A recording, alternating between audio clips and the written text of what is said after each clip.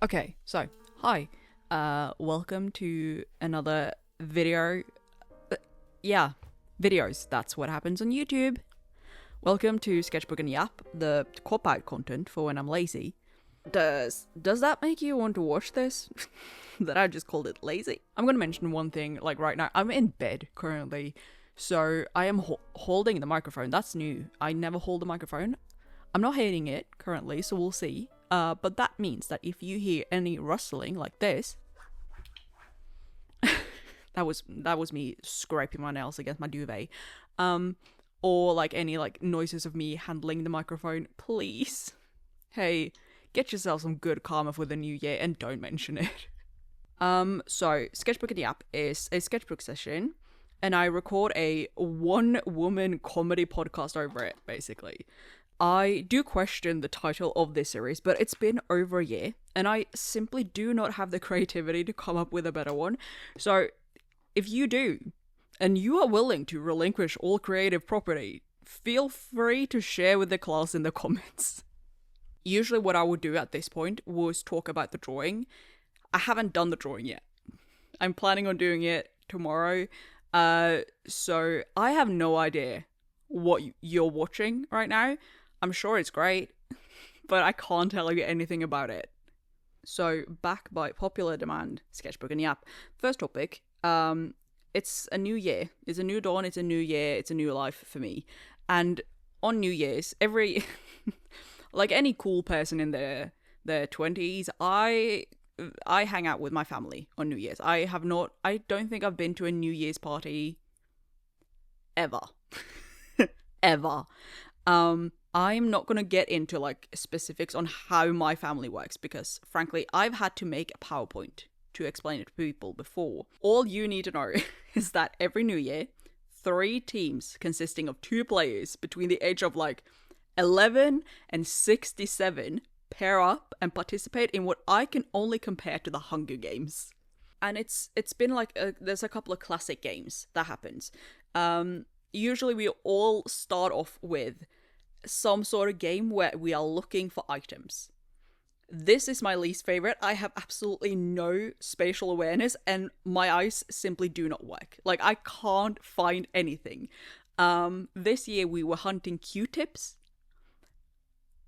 There were hidden Q-tips all over the house and we run around for like 5 minutes trying to find these Q-tips. And I think we found like 7. Our team found 7. I think in total there were like at least like 50 or 60 of them. And they were like, some of them were pretty easy to find and others, well, it's like, yeah. Then another game is like Kim's game is a memory game. There's a box with items in it and you get to look at the items for like 30 seconds or something. And then this time I had to look at the items and I'm pretty good at memorization. So I had to look at the items and then I had to go to my teammate and explain to her what the things were. And then she would have to remember those to like go and deliver the answers. So I'm looking in this box and I'm like mapping out. I'm like, you know how like lifeguards have like this thing where they have to like scan a pool very specifically so that like no one drowns? Like they are scanning in like a pattern and all of that. I once tried to learn that because, as I mentioned, my eyes don't work, so I'm really, really bad at like finding stuff. The moment I put something down, it simply stops. It ceases to exist. So I tried to learn like how to scan a room to try to find stuff. So I was doing that with this box and I'm like, okay, on the left there's a bow and then to the right of that there's a pen and then there's this, and I started like God, I thought I luckily I'm good at it. Then I had to like deliver this to another person and I trust my memory capabilities. I don't know if I trust hers. So I'm like categorizing things. I'm like, okay, beauty, there's a chapstick in there, there's nail polish, there's hand cream. Next category, technology, there's a remote, there's a charger, there's AirPods. I was running that like the Marines. Then there is a quiz with like general knowledge questions. It's like the most random collection of questions you've ever had. Like, it's no theme. Example questions from this year was, how many kings named Harold has Norway had? What does ASMR stand for? What letter is between Q and E on a keyboard? And my personal favorite, when did Maradona score with his hand? We somehow won this one. Mind you, my teammate is in her mid-60s, and we do not care about football. Both other teams had a person on the team who like watches football, likes football. Then there's the physical games. Are you hearing me when I'm saying like this is the Olympics? This is the Hunger Games? Like, they are. We don't necessarily take it very seriously. I take it very seriously. This year, the physical games were things like we had a tennis ball that we had to hit with a roll of wrapping paper and try to hit between like an arch made out of toilet paper. We had 3 shots, 2 goals were made. Okay, that was not the game for us. And then the second game, cotton pads laid out on a table, and then you had to like blindfolded scoop them up with a spatula. I very early found a tactic. Hey, I'm smart, okay?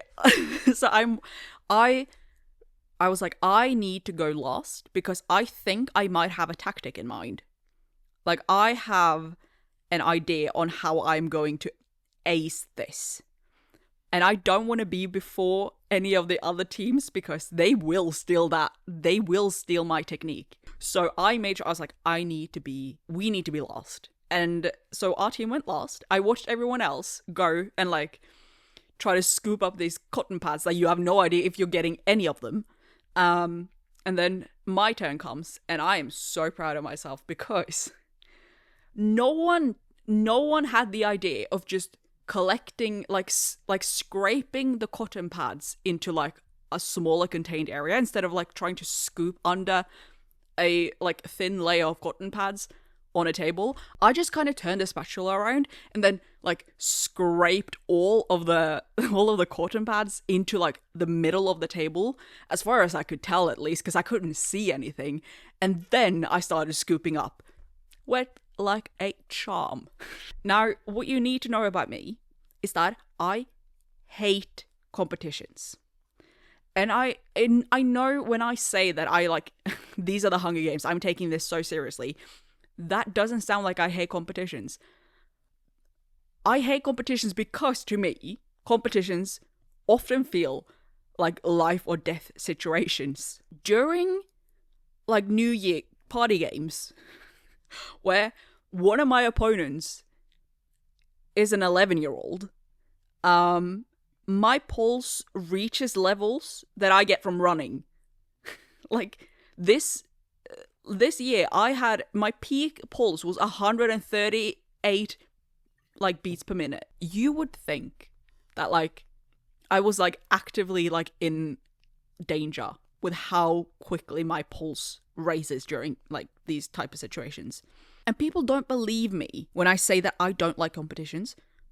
You try feeling like you're being hunted for sport. Like, it's... Of course I want to win. That is why I hate competitions. I do not ever want to be in a situation where I am in a competition because I get so obsessed with winning that I get like the same symptoms you get from a panic attack. Like, I'm short of breath during quizzes. My second self-picked theme today, there's not going to be as many like self-picked themes because I haven't done one of these in like 6 months, and a lot of you guys had a lot of things to say, like a lot of things that you wanted me to talk about. That's fine by me. Hey, love the audience participation part. That comes later. So I'm not going to be talking that much about my own stuff. Okay, second topic. We all know that all roads lead to Rome. I have a new and improved idiom. All roads somehow lead to Torshov. Torshov is a part of Oslo. And the thing is, Torshov is not like the main... I guess you could like kind of call it the main, but it's not like the center of the city. And the thing is, I will purposefully walk to avoid it, and somehow I still end up there. Like I have, when I'm out walking, I remember like a couple of months ago, I was out walking and I was like, I am not ending up in that godforsaken part of the city again. So I was actively taking turns that I thought would take me away from it. And I'm walking around in this like, I'm walking around these like neighborhoods that I don't think I've ever been in. And then I look to my right and it's fucking Torshov. It's like I'm a moth to a flame. It's like it's a moth to a flame, but it's me with fucking Torshov. I have a pretty bad sense of direction, in the sense that I struggle with placing things in relation to other things. I'm sort of like in a game where I just kind of spawn places. You know how you in The Sims like 2 or 3, you had like when you traveled around the map, you actually got in a car and then you drove places. That's not how I work. Okay, I'm more like The Sims 4 when you choose the place you want to be and then there's like a loading screen and then you're there. I don't know where anything is unless I have a reason to know where it is. And one thing that is fascinating about people that have lived, and I've lived in Oslo for quite a few years now. I wonder, like, at what point do I get to this where I know just names of streets? Because I'm like, are you guys like former taxi drivers or something? Why do you... I'll hang out with a group of people who will be talking about, oh, have you been to this restaurant? And they'll say like, have you been to this restaurant? No, where is it? And they'll say like a street. They won't say, oh, it's in like this area of Oslo. No, they are saying a street. And then the other person will go, oh, no. But they'll, like, hearing the street name, they know where that is. Quite frankly, I could not tell you what the name of the street above the one that I live on is. Like, I have no idea. A couple of weeks ago, I decided to go for a walk, and by decided, I mean that my watch told me to. It gave me a challenge of like taking a 5-kilometer walk, and I was like, okay, fine. So I was once again, and I was determined. I was like, I am not ending up on Torshov again. So I like walked in a direction where I was like, there is no way that I'm ending up there.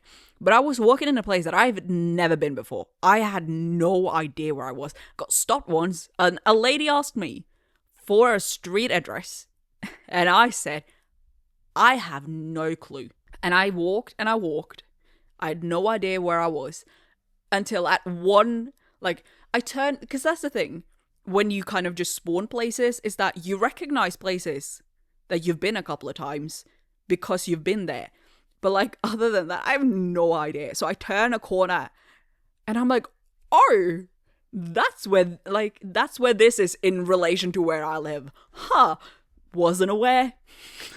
Like, it had never, because I can't, like, it feels like I am unlocking things every time I am like realizing where things are in relation to other things. It feels like I am unlocking a puzzle piece that is just the map of the city I live in, and I am learning that, oh, between these two puzzle pieces that I know of, this puzzle piece is here. Like, I have no clue where anything is. I also want to quickly mention, this is not on my notes, but I remembered it because yesterday I was out with my friend and we talked about it. So there's a new age limit now for buying energy drinks. Apparently, because it's 16 now, and apparently 16-year-olds are freaking out because they don't really have ID on them. Like, they don't, because they don't have a driver's license. You can't have your driver's license. You're not bringing your passport around. So all these like 16-year-olds who were trying to buy energy drinks, like fucking the first day of school, couldn't because they didn't have ID on them. I went to buy an energy drinks, you know, as we all, you know, you, let's say it together. Lo loves Green Monster Energy. Thank you. It's like, it's embarrassing that it's like me and a bunch of like Valorant players. So I went to get my energy drink. I had not been paying attention to this, like, oh yeah, there's a new age, because I have not had to deal with an age limit for anything for like nearly 10 years. There's nothing for me to worry about not being old enough for. As I was scanning it, because I was using self-checkout, like it starts flashing red, because it's like, oh, there's an issue. So the worker comes up to me, this employee, and scans their card. And I'm used to, like, when things like that happen, they'll just kind of scan their card and then just hit OK, because it is pretty obvious that I was born before fucking 2010. But she didn't. She turned to me and she looks at me and she goes, do you have ID? And I did, because I had my wallet with me, but I was like, yes. And I think she realized, like, as she was, like, looking at me closer, that I was not 16 years old. She's like, okay. And then she just hits okay and leaves. So, like, we both giggle, but, like, what the... I have never, like, as I was talking with my friend yesterday, we were talking about it. And I have never not gotten ID'd. Like, in any setting where there is a security guard outside of, like, a bar, or... Sometimes I'll go to work events. Like, for some reason, my job loves going to karaoke. Like, if you want to know what, like, keeps the show that I usually work on going, for some reason, team bonding, karaoke. And we went once. And this entire group, we were, like, a group of, like, 10, 12 people, maybe. And everyone else gets in fine, and then the bouncer turns to me and he's like, I'm gonna need to see some ID. So, like, and everyone is kind of like, of course she gets ID'd. This summer, I was at a work event. It was a summer party hosted by, like, a different production company. This party happens every summer. It is a invite-only event for people who work in television. And we get to the event, and I am in a group, once again, of people, and everyone else gets in fine, and then the bouncer turns to me and he goes, do you have ID? And I was like, yes. And I pull out my driver's license, and he's like, cool, great. Looks at it, gives it back. And this other girl that I work with, she turns to me, because we're the same age, and she just says, did you just get ID'd? Okay, my final self-chosen topic is what I have chosen to call my sobbify rap. I watched this girl talk about it on a TikTok. Like, she had collected data on all the times that she had cried during the last year. And I've thought about it before and been like, yeah, I should do that. But the thing you need to know about me is that I cry, like, a lot. I am a very, very emotional person. So there is a lot of data to collect. And I cried a lot of January 6th. I think I cried like maybe 6 times or something. I posted about it on my Instagram story, and bless you guys, you were all so worried, because I was like, I'm just showing you a picture of information about me crying on public transport, and like it's like 6 times on the same day, and you all were like, oh no, are you okay? And it's like, it's so embarrassing, because I was crying because I was being a little baby about my headache. So currently, let's look. I'm just gonna take a quick peep at my sobbify rap.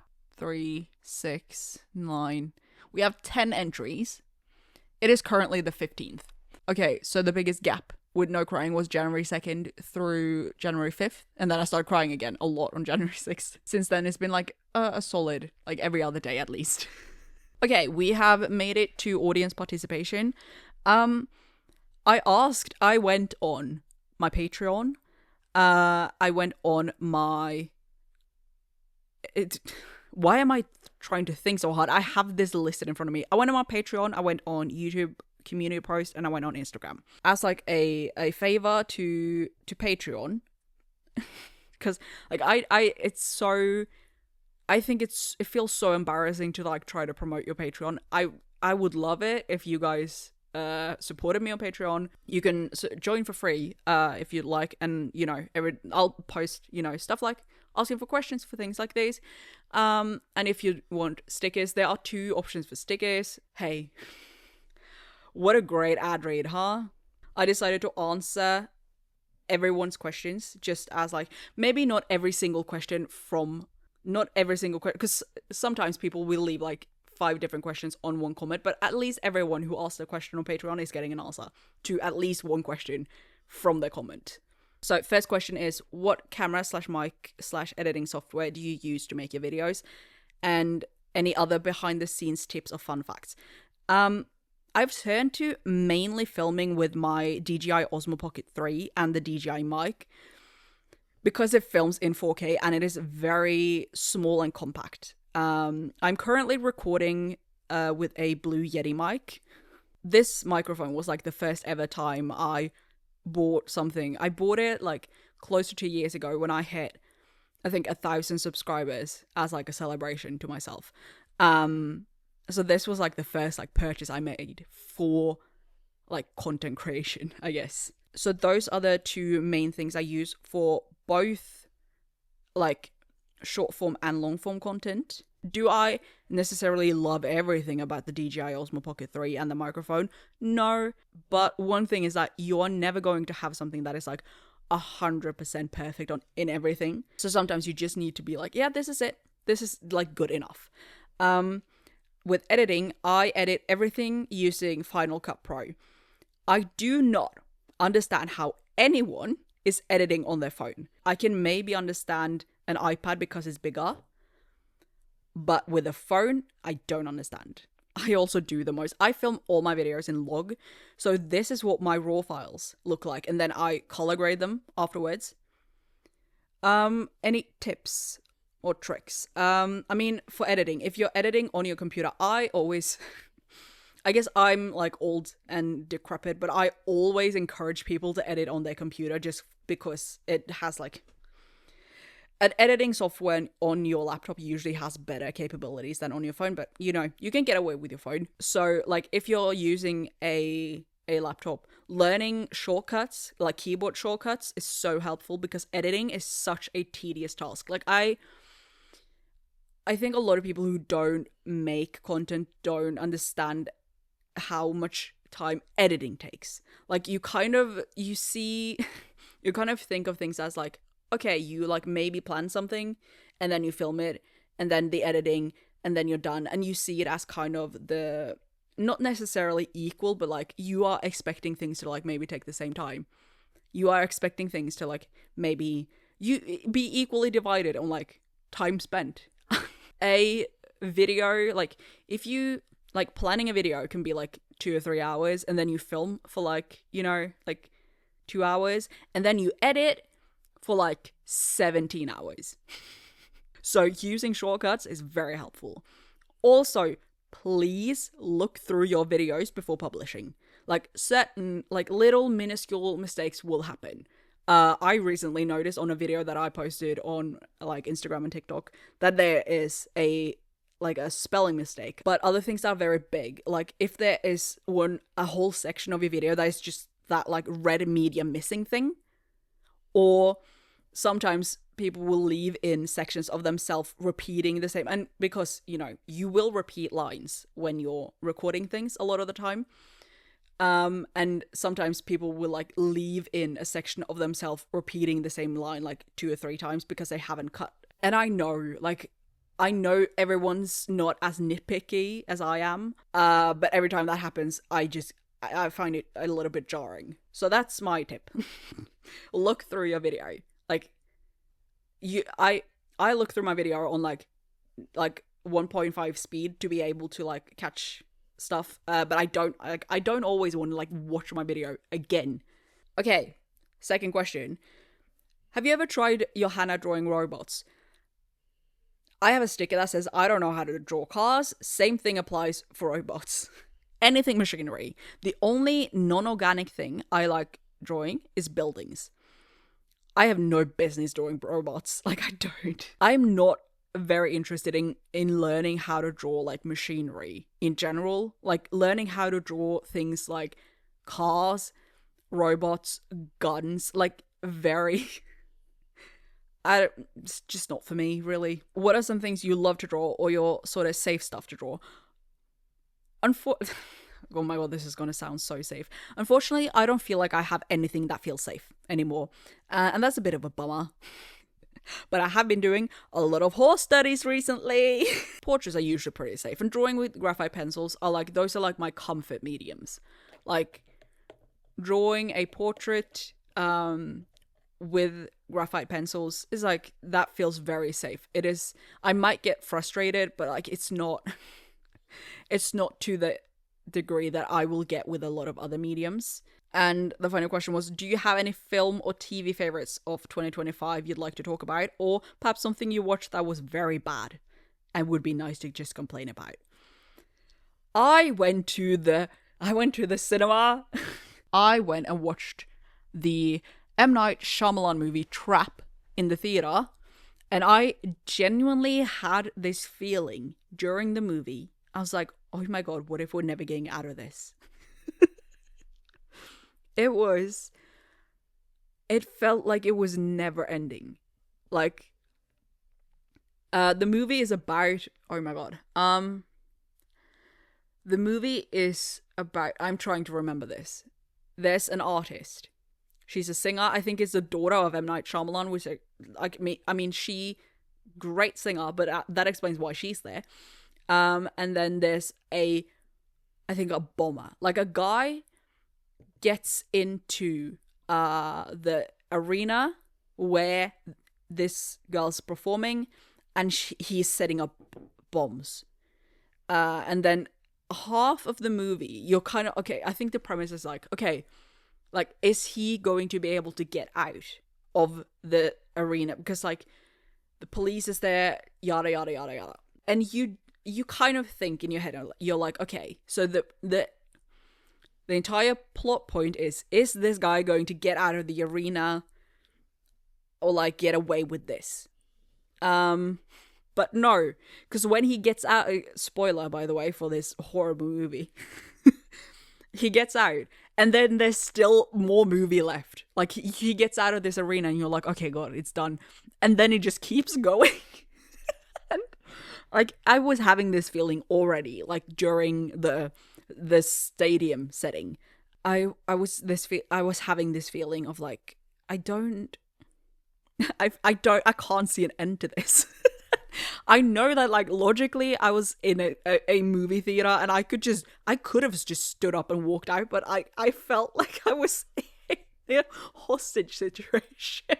When the movie kept going and he got out of the stadium, I was, as I mentioned, very emotional person. I was, like, on the verge of tears because I'm like, oh my god, why isn't it over yet?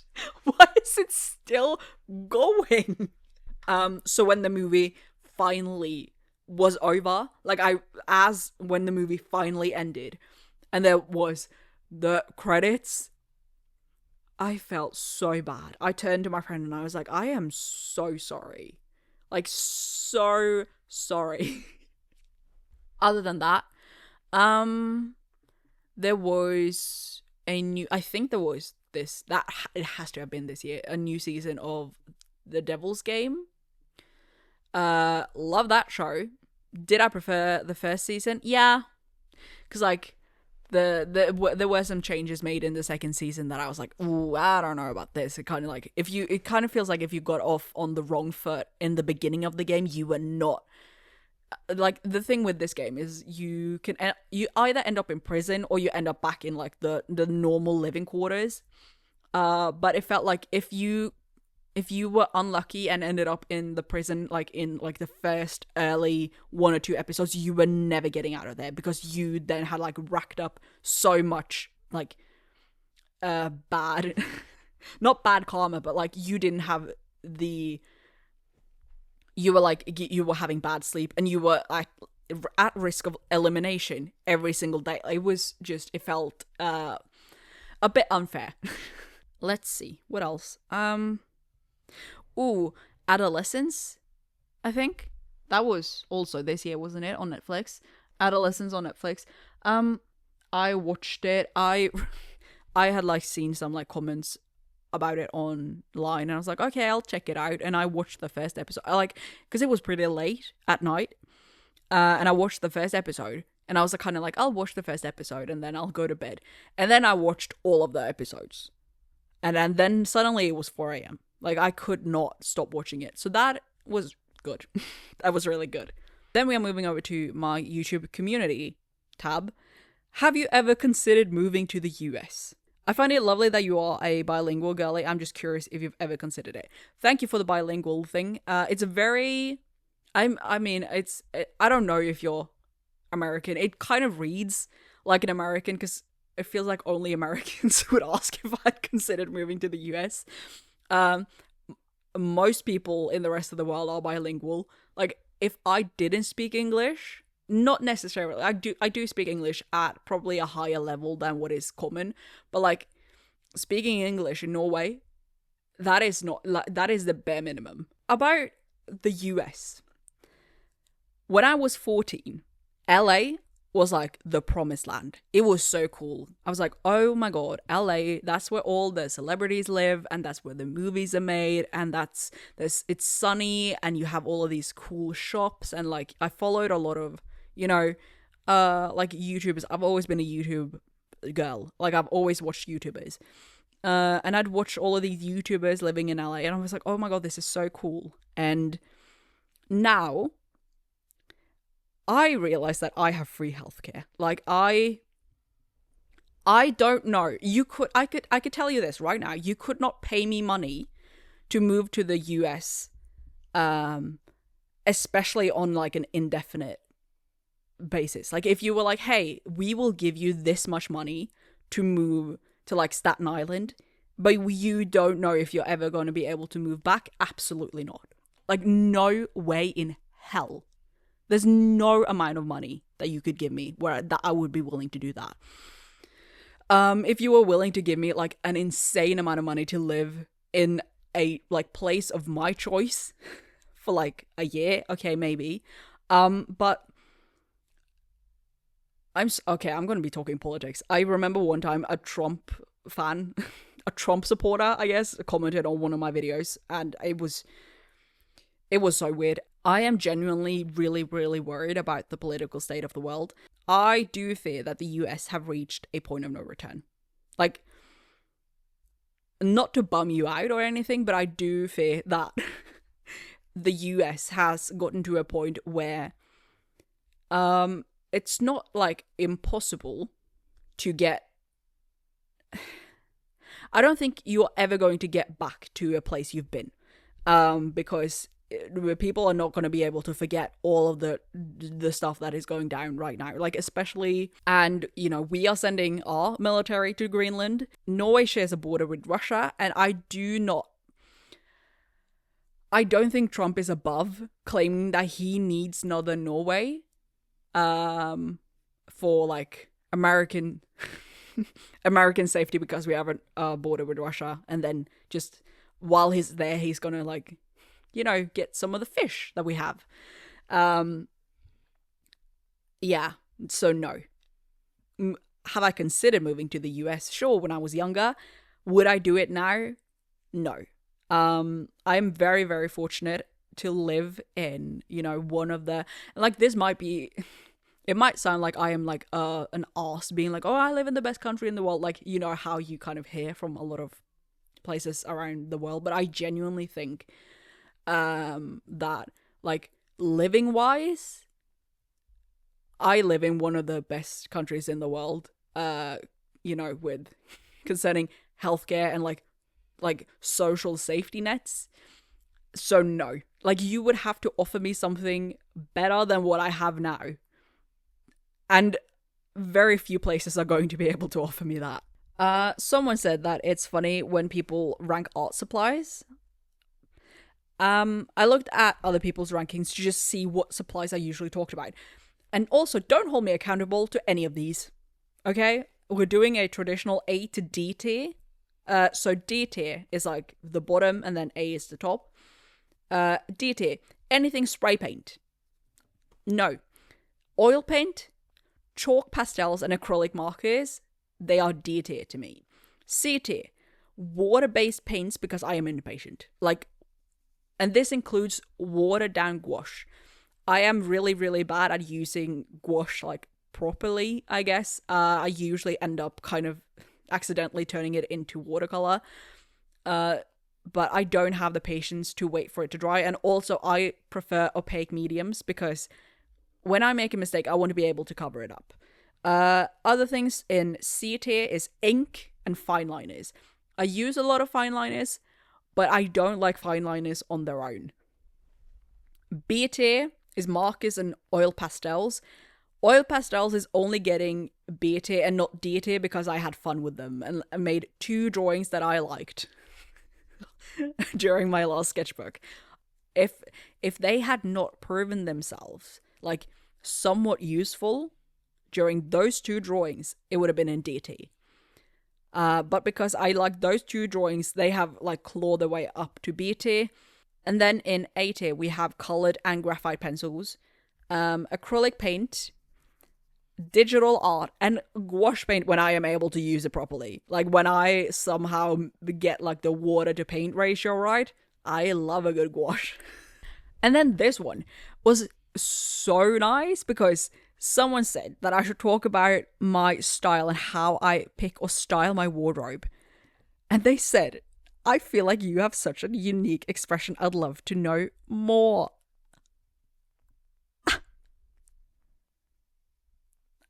I am so flattered because yesterday I was talking to my friend about how I want to be cool and actually have a sense of style and fashion. I wish I was like better and cooler and was able to like make really cool outfits.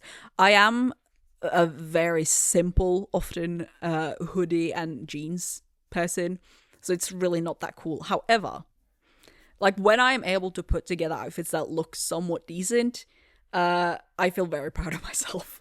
You know, here are some tips and tricks for fashion, you know, coming from me, the most fashionable person you know.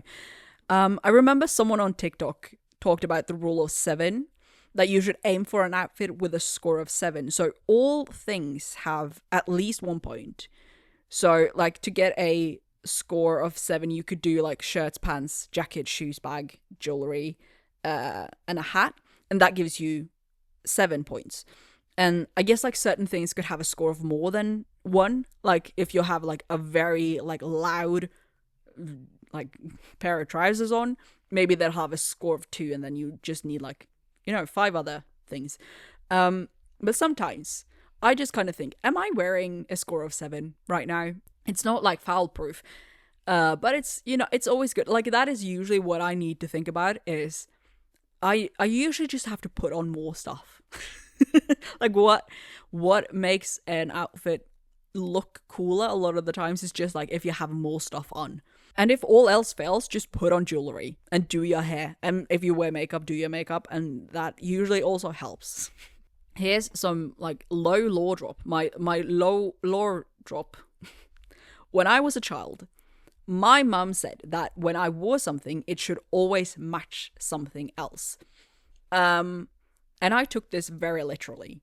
Like, something should always, and I didn't get to dress myself for a very long time, so like obviously she kept up with this as well. But like, if I was wearing a grey sweater, I had to wear something else that was grey. Like it could be my socks. If I was wearing like red pants, I would have to put on like I could like wear a red like hairband.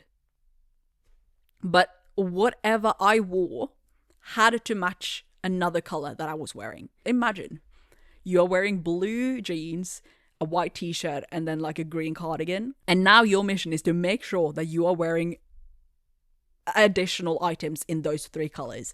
Like you can't, oh, you want to put your hair up? Well, you better make sure that that hair tie is either white, blue, or green. Like that was how, and because if you put a hair tie in and it's black, you're going to, suddenly you need to find 4 more things that match those. Like it was insane. But that was how my mind worked when I was younger. So a lot of my outfits were just black. Because I was like, I can't, oh my god, I can't be matching things. I can't find anything. And then I just put on one color. And then we are ending on Instagram. Oh my god. Okay, hold on. I messed with my notes. Okay, we're going to Instagram to end off. To round off, we're going to Instagram. Someone said ins and outs for 2026. Ins, my neighbors learning how to do inside voices, so there's finally some peace to be had. That is my number 1 in. Other ins, cheese. I love cheese. And the third in is having a normal sleep schedule. I don't have a normal sleep schedule currently, but oh my god, do I wish I did. And then for outs, my insane screen time. That's an out. Another out is my constant feminine urge to delete all traces of myself from the internet and then never to be heard from again. Like, I don't think I can explain to you guys how much I, like, look at my YouTube, I look at my Instagram, and it's like the call of the void to private everything and then just disappear. Like, I'm like, these people will never hear from me again. So that's an out. I do enjoy having a community, so if I want to keep doing that, I'm gonna have to just stay on the internet. And my final out, oh my god, okay, so I just looked at my notes, and I'm not necessarily getting political, but suddenly I'm taking something very seriously again. Using the term narcissist as just like a synonym for bad person. I am, for some reason, on like the front lines, fighting the good fight for narcissistic personality disorder. I don't have narcissistic personality disorder, but it pisses me off so much when people use the word narcissist as just like this person hurt my feelings. It's kind of like, I do unfortunately also think we've kind of reached a point of no return, because specifically, especially narcissists and narcissistic personality disorder it's just, I don't know if people like understand that we all to a certain level have narcissistic tendencies, and that is healthy. Because if you don't, you are a doormat. Like, if I read you, hold on, I'm gonna find some of the not NPD. Okay, so I found the diagnostic criteria for MPD. Overestimating their capabilities or holding themselves to an unreasonably high standard. Or bragging or exaggerating about their achievements. Now, you know damn well. Like, frequent fantasies about having or deserving success, power, intelligence, beauty, love, self-fulfillment. Oh no! This person wants intelligence? They want to, like... And because if I just tell you that these things, belief, thinking they're special or unique, fragile self-esteem, and when kind of things come together, you get an issue. But I am a person on the internet, okay? Obviously, I have a certain level of narcissism because I am willing to put myself out on the internet. I am making things public. I am asking people like, hey, listen to me. Come look at me. Like, that does not mean that someone's a narcissist. And a lot of the time, the word narcissist has kind of just become a word for bad person. Like, your ex that cheated on you, maybe they were a narcissist. There are a lot of things that, like, maybe they were, but maybe they weren't. Maybe your ex cheated on you because they were a bad person. And that's okay. I think we all really want to be able to like diagnose people, to be able to pinpoint and say this is what's wrong with them. Because then you have a reason. Then you have something concrete to point to and be like, this person is a narcissist because they did bad things to me and that makes them a narcissist, and that is a problem. The problem here is that they are a narcissist. And not that just... Because just saying that like, oh, this person is a bad person, it feels like unfulfilling. Because like, what then? You know? So, yeah, out for 2026, using the word narcissist as just bad person. I didn't think I would be going on my little soapbox for that one, but okay. Someone asked about the pros and cons for challenge videos. Pros, like artistically, my sketchbook challenges are like, you know, the advice where people are like, you should be drawing every day. My doing a 1 week sketchbook challenge is like taking that advice and then just like doing it on crack. Like, not only are you drawing every day, you are drawing all day every day. And on like a cynical like content creator numbers note, they are the videos that bring in the most views and new subscribers. However, and that directly translates into the cons, because it is so easy. It is very easy to feel like pigeonholed when it feels like it is the only thing that people want to see. I don't know, like, hey, can I be vulnerable? My dream is not to be doing wacky sketchbook challenge videos. That is not the thing that I'm like, oh, this is what I yearn to do all the time. But you kind of feel like, oh, because you see like that's what people watch, and you get comments from people being like, oh my god, is there a new sketchbook challenge coming? When are you doing your next and when that's like the constant reassurance you are getting fed, you're kind of like, well, this is all people want from me. So like, why am I not just doing that? And like, because I'd like to be doing not simpler things, but like things like vlogging. But because a lot of people have found me in a setting of a challenge video, they are not really here for me as a person, and there's nothing wrong with that. Like, there's nothing wrong with people watching videos for like the content of the videos and not for the person making them. But it's just something that I'm grappling with. What animal would your child ego be, and what animal would you see yourself as now?